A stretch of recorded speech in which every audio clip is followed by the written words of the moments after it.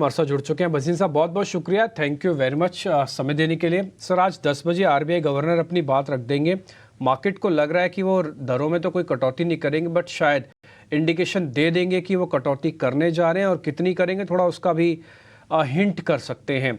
Sir, ये policy बाजार के फेवर में आ रही है या फिर बाजार को थोड़ा डिस्टर्ब करेगी? आपका एनालिसिस चाहिए एक्चुअली इस पे मेरे को। Good morning Dimpi ji. I think एक नॉन इवेंट होएगा, कुछ नहीं होएगा। और उल्टा आरबीआई ने पहले ही थोड़ा बहुत कॉशनिंग की थी, अनकोलैटरलाइज्ड लोन और सो ऑन। और मुझे लगता है ग्रोथ नंबर्स को रिवाइज कर सकते हैं ऑन दी अपसाइड। साथ में आपको पता है the Fed has turned benign, तो I think RBI will wait for the Fed to react. अगर कुछ हुआ भी तो पॉजिटिव होना चाहिए, बिकॉज इन्फ्लेशन यहाँ भी मॉडरेट कर चुकी है, और growth numbers as far as capex, as far as all other parameters rather benign है। तो मुझे कोई दो राय नहीं, it will be a non event, rather positive. और बैंक्स का जो अंडर परफॉर्मेंस है वो मुझे लगता है खत्म होना चाहिए। Bank should actually, particularly large cap private banks, ये थोड़े अच्छे लग रहे हैं। और पीएसयूज में I think State Bank will take the charge. Sir, आपने पहले भी एक बार नोटिस करवाया था कि सरकारी बैंकों में अच्छा मूव आ सकता है, वो आ भी रहा है कई दिनों से। सर, कुछ और है जो कल के शेयर्स आपने 1-2 दिन में बताए हो, उस पर आपको जरा नोटिस करवाना है, पहले वो बता दीजिएगा, फिर मैं एक अलग क्वेश्चन से आज आपके नए शेयर्स अलग पता करूंगा। हाँ, तो कल आपको देखिए, आपको SW सोलर कहा था, वो सर्किट लग गया। आईसीआईसीआई जी न्यू हाई पे हो गया। और ब्रिटानिया कल आपको 5,000 पे कहा था, 5200 बिक गया। तो प्रॉफिट लेना सीखिए। जब आपको मार्केट वॉलेटाइल दिखे, वहां प्रॉफिट लेना भी आपको लेना चाहिए। अभी भी मैं कहता हूँ India bull real estate, SW solar में शुरुआत है। धनलक्ष्मी बैंक मैंने बहुत जोर से कहा था, वो भी कल सर्किट पे था, तो लेने की चेष्टा कीजिए। ठीक है, डन सर। अब सर नए शेयर्स बता दीजिए, आज के आपके शेयर्स कौन से हैं? तो डिम्पी जी देखिए, कल आपने ट्रेंड के नंबर देखे, आपने टाइटन के नंबर देखे। अब मैं एक शेयर बता रहा हूँ, पराग मिल्क। मैंने आपके यहाँ 180-200 में भी कहा था, अभी 225-30 का भाव है। पराग मिल्क के कल नंबर आए 800 करोड़ की टॉप लाइन पे, 35 करोड़ का प्रॉफिट, 8-9 करोड़ के अगेंस्ट लास्ट ईयर। देखिए, आपको ये बताऊं कि चीज, प्रोटीन, घी और मिल्क प्रोडक्ट्स में चेंज आ रहा है। 30 लाख करोड़ की ये मार्केट कैप हो जाएगी, मार्केट हो जाएगी इन बाय 2030, जिसमें से 30% अनऑर्गेनाइज से ऑर्गेनाइज जाएगा। यही हुआ है ट्रेंड पे, यही हुआ है आपके टाइटन में, और यही होएगा डेयरी प्रोडक्ट्स में। पराग मिल्क ने 9 करोड़ के अगेंस्ट 35 करोड़ प्रॉफिट दिया है। और आपको अगर मैं बोलूं 5 चीज कंपनीज बताओ, आप नाम नहीं ले सकोगे। अमूल, ब्रिटानिया, और थर्ड है गो चीज। गो चीज इज द सेकंड लार्जेस्ट जो इनका है। गोवर्धन घी इनका है।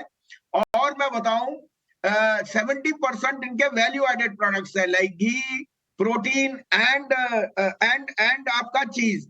30% डेयरी प्रोडक्ट्स है। So it's not a dairy company, milk company, it is a value added company. Whey protein it supplies to Nestle, Montanis and other companies. साथ में they have just post people from Nestle, from Marico, all the top people. इनके पास auditor है अब Deloitte, और इनका जो restructuring transformation वो बीसीजी ने की है। तो आई थिंक ये जो 2,500 करोड़ की मार्केट कैप है, दैट इज टोटली अनवारंटेड। इसकी मार्केट कैप मेरे हिसाब से तो 10,000 करोड़ भी कम लगती है, क्योंकि आप अपने आप ट्रांजिशन देखते हैं, न्यू मिलेनियल्स किस तरह से दे want branded cheese, they want branded value added products. ये market is going to sky is the limit. अब आप प्रॉफिटेबिलिटी बताएं तो 2,500 करोड़ की आपको मार्केट कैप है। तो मेरे को ये शेयर 350-400 रुपए तो बहुत जल्दी दिखता है, 3.5-4 महीने में। लेकिन अगर मैं 2 साल का व्यू लगाऊं और मल्टीपल डू जो इसको as a value added product, not as a dairy company, तो ये तो 1,000 रुपए भी जा सकता है। दूसरी बात, आज की डेट में आपको जो shift in unorganize to organize है, ह्यूज है। प्लस जो री रेटिंग है इसकी होटल, रेस्टोरेंट और ट्रैवल, उस सेगमेंट में अनगिनत ग्रोथ है। और अच्छा वैल्यू एडेड ब्रांडेड प्रोडक्ट जो होता है, उसकी डिमांड इज अनसैटिएबल। आप इसके टेक्निकल्स वगैरह देखेंगे या इसकी वैल्यूएशन, तो इट इज एक्सट्रीमली पॉजिटिव। ये हर एक के पोर्टफोलियो में होना चाहिए। पराग में near term 350-400, 2 year 1,000 rupees. Sir दूसरा शेयर? हाँ, दूसरा मेरा पिक है दूसरा मेरा पिक है एसबीआई। कल एसबीआई ने बहुत स्ट्रॉन्ग आपको रिटर्न दिया। अगर पीएसयू बैंक्स इस तरह से चलेंगे तो स्टेट बैंक सबसे सस्ता शेयर है। 670-72 में लीजिए, 658 का स्टॉप लॉस, पहला टारगेट 720, ये न्यू हाई पे जा रहा है। 720 के ऊपर हम अगर रिव्यू करेंगे। दूसरा पिक अगेन एचसीएल टेक, जो लीड कर रहा है फ्रंट से, 1605-10 में लीजिए, stop loss of 1550, target of 1725। लेकिन डिम्पी जी फिर बोलता हूं, Parag milk must be in all your portfolio, अभी लीजिए। थोड़े बहुत डिक्लाइन अगर करेक्शन कहीं मार्केट में आती है तो लीजिए, ये शेयर डबलर है यहां से अगले आपको बहुत जल्दी। बहुत बहुत शुक्रिया sir, thank you very much. Reasoning आपने अच्छे से बता दिया और मेरा तो कुछ ऐड करने के लिए बाकी रह ही नहीं गया। पराग मिल्क, एसबीआई और एचसीएल टेक, 3 आपके आज के शेयर्स हो गए। Thank you very much sir, बहुत शुक्रिया, थैंक यू वेरी मच। आगे बढ़ें और इस बीच कुछ और टेक्निकल्स वाले भी हमारे मेहमान हमारी वेट कर रहे हैं, उनसे जरा हम कुछ शेयर्स लेना शुरू करते हैं। यूनो मिंडो पे मिंडा, एक बार यूनो मिंडो, है ना, UNO के नाम से मिलेगा, शेयर फायर कीजिएगा। किरण सर आपको चेक करना है, मैक्वारी की एक रिपोर्ट आई है, वो कह रहे हैं इस पर न्यूट्रल रेटिंग है और हमारा टारगेट है 680 रुपये का। ये 680 पे ही चल रहा है, अभी क्या करना है? की तरफ बात करें तो डेली चार्ट के ऊपर क्लियरली हम देख रहे हैं कि स्टॉक एक छोटी सी रेंज में घूम रहा है। 20 दिन की मूविंग एवरेज का रेजिस्टेंस है, तो जहां उसको 50 दिन की मूविंग एवरेज का सपोर्ट भी है। रिसेंटली जो एक करेक्शन आया था ऊपर 725 के लेवल से, तो वॉल्यूम वहां पे ड्राई हो चुका है। तो देयर आर चांसेस के कहीं ना कहीं 680 650 के बीच में ये स्टॉक में बॉटम बन सकता है। But as of now current market price से लेने की तो हम यहाँ नहीं करेंगे सजेशन। थोड़ा वेट एंड वॉच कीजिए। 650 के आसपास अगर ये स्टॉक आता है और 650 के आसपास कुछ अगर हमें बुलिशनेस दिखती है, क्योंकि वहां पे 100 दिन की भी मूविंग एवरेज का सपोर्ट बनेगा, तो 650 के आसपास हम बाई करेंगे। एज ऑफ नाउ तो वेट एंड वॉच करेंगे। जिनके पास है वो 650 का स्ट्रिक्ट स्टॉप लॉस रखें। 650 कुल मिला के समझने की बात है। 650 के नीचे वीक हो जाएगा, डिप आएगा तभी बाय करेंगे, अदरवाइज नहीं करेंगे। सारी बात का निचोड़ आपके सामने है और रिपोर्ट्स भी ऑलमोस्ट यही बता रही है। आगे बढ़ते हैं। जय पटेल आपको चेक करना है, ल्यूपिन का शेयर, इसके नंबर्स अच्छे आए हैं, मैं नंबर स्क्रीन पे ले आता हूं। आप मार्जिन चेक करेंगे, वो करीब 7.5% बढ़े, मुनाफा करीब 300% बढ़ा है और ऑपरेशन प्रॉफिट भी 90% के आसपास बढ़े हैं। ल्यूपिन लेके आइए जरा, आप जरा बताइए जय पटेल क्या करना चाहिए अब?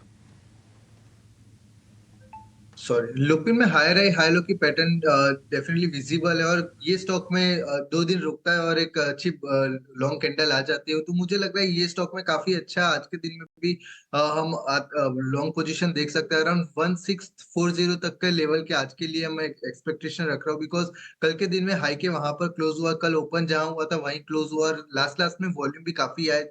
लास्ट के आधे घंटे में वॉल्यूम दिखे और 1600 के पार भी ये स्टॉक जाके आया।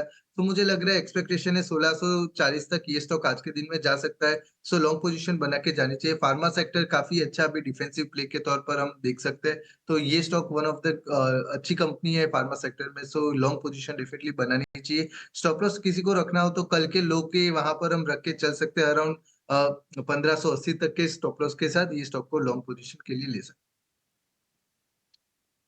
ठीक है, 1580 का छोटा सा एक स्टॉप लॉस है, लॉन्ग पोजीशंस बनाई जा सकती है। ज़्यादा बड़े गैप के साथ खुलता है तो फिर अपनी कैलकुलेशन वापस से करना, अदरवाइज तो 1580 का एक स्टॉप लॉस है, छोटी पोजीशन ज़रूर बनाई जा सकती है। स्टार सीमेंट इसके